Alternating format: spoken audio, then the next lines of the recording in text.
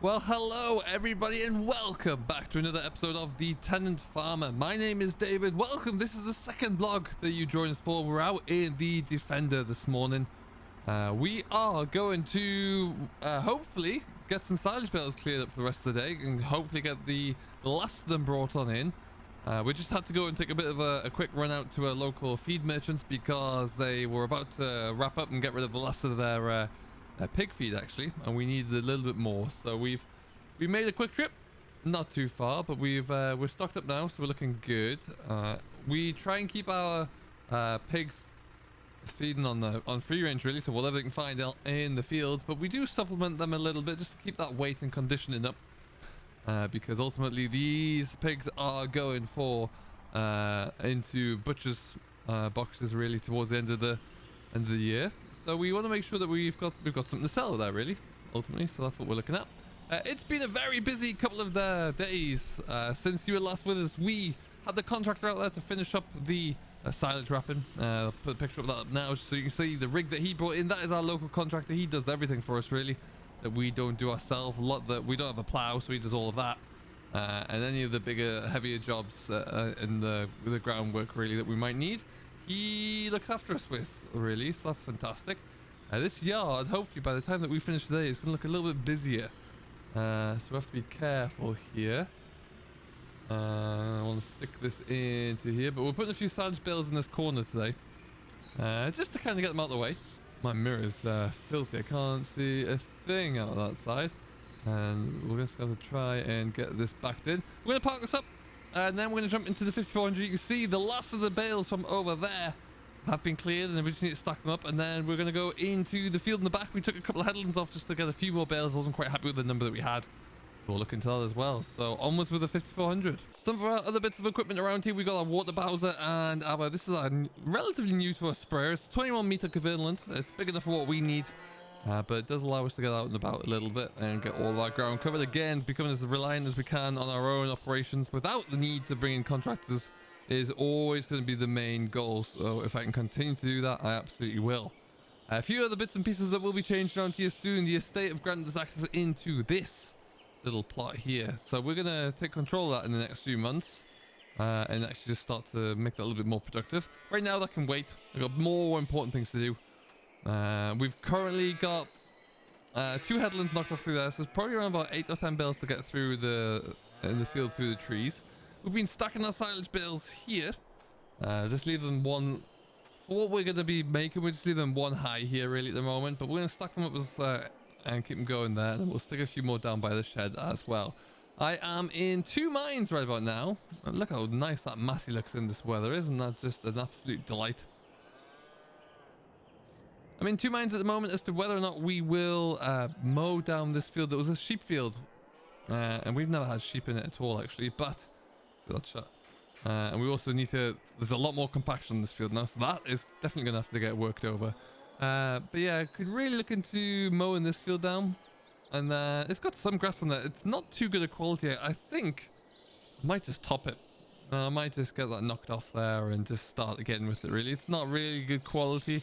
It would be baled up and wrapped up and it'll just essentially be fodder if we run out of anything else. I need a good silage, so it needs some work doing that field. We are going to, like I said in the first episode there, we will be getting the agronomy firm in to come and test this. So that will be one of the key fields for us to check into.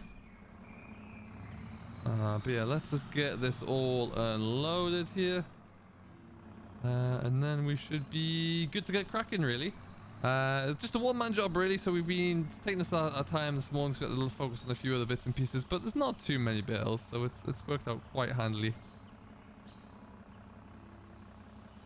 But yeah, this little massey here is a gem on the loader. It's balanced really nicely, so it does handle loader work significantly well. It's very, very smooth with a loader on the front as well. Back end never really wants to jump around or anything, which is always good to know. And then I like to tip these on the ends. I find that my round bales, if you keep the pressure on them with this baler, that they keep their structure just a little bit better, so they're a lot easier to handle around. And that means that really they just make a better bale when you come to actually unwrap them there. But yeah, we keep them here, and it's nice and easy.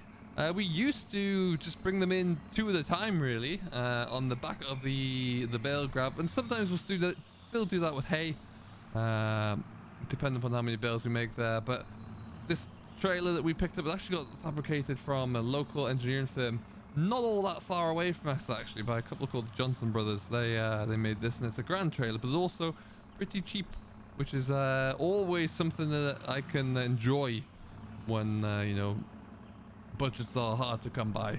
And it just means as well that when we do take on our contract ground for the straw there, when we buy straw in the field, we can actually get to it and bring it back in on our own. We don't need to use a contractor for that. Does it take a bit of time? Absolutely does, but I think it's still very much worthwhile. And then that's nicely done. So a couple more and then we'll be looking good. Ideally, if we can get this to come out to almost the edge of the level with the gate post there, that'll be good. So I think we are going to make a bit more silage. The ground that we've got down through the wood there, we're not going to bale anymore. I do have one more field that we put into a bit of a break crop from arable over back of the woods there. So that'll be something we'll have to look into to get done, because that will, if we get that one all baled up and wrapped up there, that should give us more than enough. Even the potential to probably sell a few off as well there. So we'll see. That's the plan. But let me know how you're doing as well. Thank you very much for all of the feedback and the kind words about the first episode. I'm really, really pleased to see that you enjoyed it. It's great to have you all on board there, and do keep sending in your comments and your questions. A lot of you seem to really like the yard that we've built over time. And it's about trying to maintain. We're not allowed to, as I mentioned there, we're just not allowed to knock anything down or start again because of the nature of the build. So we have to be very careful with that, and we do get a bit of an inspection every so often by the National Trust, just to make sure as tenants we're complying with our agreement, and I think it works out well. I very much am proud of the maintenance here, and some of the older bits and pieces that we have blended this farm in, new and old, and I think it's working well. Does it limit us to our expansion? Absolutely, but you know, it also controls things for us, and we are in a lucky position to have this farm, that's for sure. But yeah, that is the last bale from there, which is great. We're going to take this on through the trees, and then we'll go and see what we can get done over there. So once I get this all hooked back up, then we'll go and take you for a bit of a spin.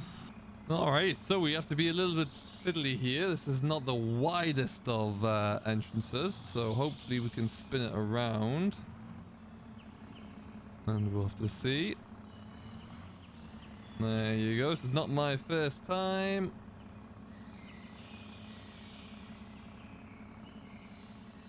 Beautiful. Oh, we need to change that before we hit our own telegraph pole too much.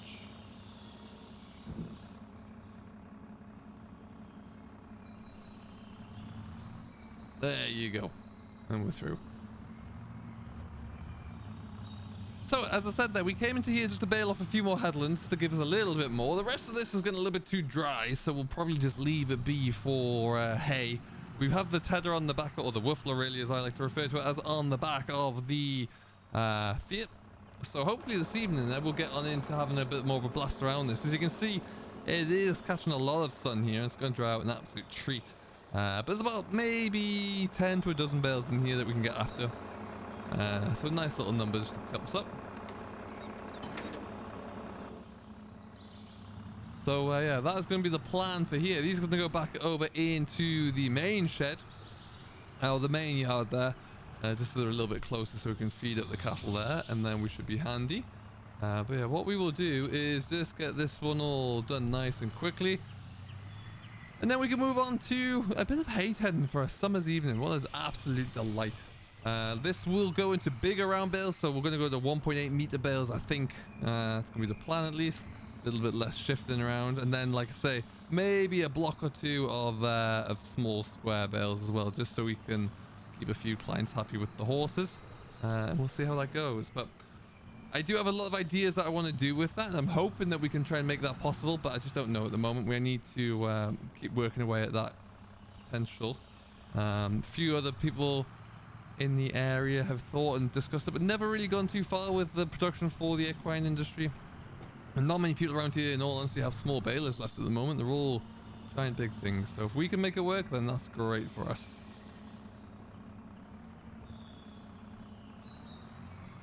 There we go. Fantastic.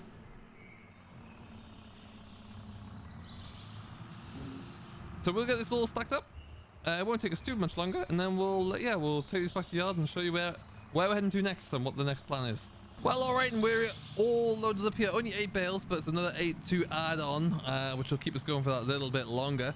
I'm debating whether or not we'll actually come into here this evening and throw us around, because it's getting a little bit damp in places, but there's still, part of me thinks there's still enough sunlight on here just to lift that up. There's still a bit of a cool breeze running through, so it might work out alright. And then we're not going to be baling it for a few days anyway. What we'll be doing is just letting the air get through it a bit more there, just to dry it out and turn it over a little bit. So that should be absolutely fine. There we go. We're creeping through. This tractor certainly knows that it's all behind us there, but that's fine. That's not a problem at all. What we're going to try and do, though, we do need to be a little bit smart about this. And let's see where we can stick this that we're not going to be anyone's way. I've hit that gate post in the corner there more times than I care to say, and I've been able to patch it up every time since, so my masonry work has had quite a bit of time to improve, let me just say that much. What we're going to try and do is just stick this actually under here, because like I say, we're going to stick a few bales in the corner here so we have something extra just floating around here in case we need it.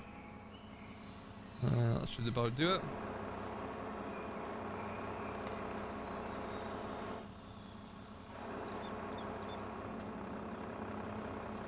This yard's compact, but we're still able to get around and do everything we need.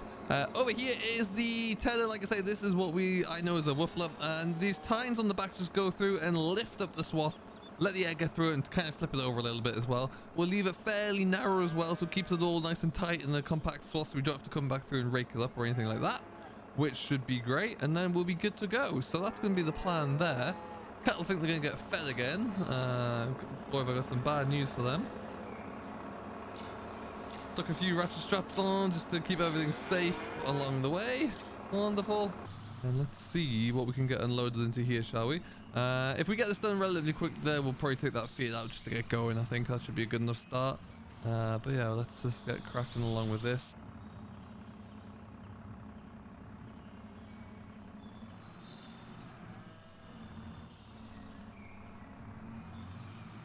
So let us know down below what you are working on at the moment there.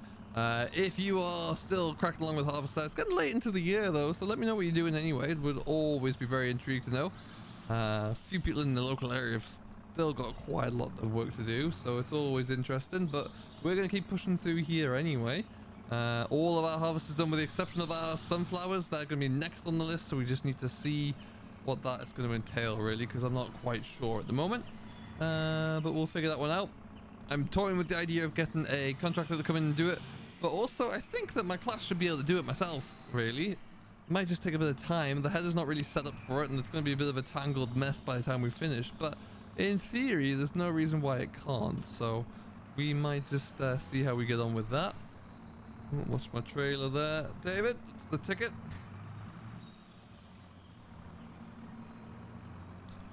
And around we go.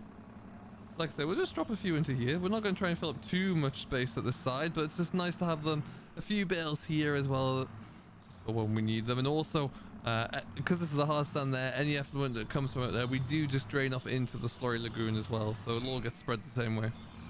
They're back onto the grassland, of which we're going to have to be doing very soon as well, actually, just so we can get the silage fields a good application. But we're going to wait until we have the soil samples back, because we're not going to be rushing to make any more cuts off here, so we can... Time's on our side. It would be good just to get a bit of a clear understanding as to what that looks like for us. Alright, well, we're going to get these last two cleared up, and like I said, there's not too many of them here, and then we'll be good to go. Let's get out there, take out the old Fiat 8090 for a bit of a spin in this lovely summer's evening. Maybe even one of those type of evenings where we keep the door jarred open, I don't know, but we'll see. But we'll get these two shifted first anyway, and then we'll go and see what's happening. Alright, so that's a good job done. Fields are cleared. Still nice. You can hear the winds breezing through the fields and through the yard here. So, with that being said, we're going to have a start at least to turn a little bit of hay over. It's been down now for 2.5 days really. So I usually turn it over 2.5, 3 days for the first time around, but and then we'll leave it for a few days on top of that, and then see what it's looking like and give it another spin over there. But today we're just going to give it the first blast through. In places it's a bit heavier than others, and some places have a little bit more shade to it, so it's you know, it needs a bit of hit and miss really. Let's get that shot, and then we'll open that one when we get to the field. I think just let a bit more air in, and we'll see how we go. But yeah, as you can see, the sun's not going to capture all of it, so we just need to give some of this a little bit of a tickle over.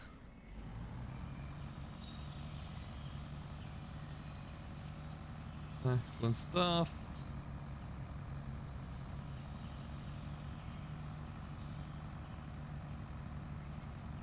Well, alright then. And away we go. Turned out quite nice. Now with this as well, I can extend out the shoots on the back there, so to spread it around a little bit more. I tended to like to keep it in a little bit tight in the rows, just so I can keep a better eye on things, but you know, I think that's doing a grand job, so we shall keep just pushing through here. Won't take us too long to get this tickled over. We'll leave it for a few more days, then we can come back to it. In the next video, we're probably going to be looking at some of the land that you can't and you haven't seen yet through the trees there. We'll take you for a bit of a tour of what that looks like, hopefully soon, with the agronomy service coming in as well, so we can actually get some soil samples done, get back on track with what that field looks like. But yeah, otherwise it is all coming up Millhouse here at the moment there. We're flying through it all. And we should hopefully, like I say, have all of our hay done. I'm in two minds. We might make one more crop. We'll have to see. I'm going to have to drive over in the morning and see what that grass is like over at the other side there. We just put in, like I say, for a bit of a break crop. Had some neighbour's sheep on there for a little bit in the earlier stages. So we'll see. We'll see how that goes and see if it's any good. If it's thick enough over there, we'll get it knocked down and we'll see what that looks like. So all interesting. Lots to happen still coming forward here. It's always busy. It always is when there's just myself working here, and we'll see how we get on. If you have any further questions though, always happy to answer those, and you know, give you a bit of a tour of things I haven't shown you. I don't think we've been through all of the machinery yet, and we will take our time just to kind of cover them all off there, and just to show you bits and pieces as we need them. And you know, hopefully there'll be a few changes coming as well, and to get towards the end of the year there, we might be able to afford to pick up a few other bits and pieces. Very seldom do I buy new, but sometimes there's a need out there, so we'll see. We'll see how it goes. For right now, though, we're just going to keep pushing through and get this all done. So thank you very much for watching. I do hope you have enjoyed. This has been another episode of The Tenant Farmer with myself, David. If you haven't yet to do so, do give it a thumbs up and subscribe for more. Simulation for the Nation very gladly hosts everything, so any feedback that we can receive for that is always going to be great. And until next time, do stay safe out there, enjoy what you're doing as always, and we'll see you in the next one. Catch you later.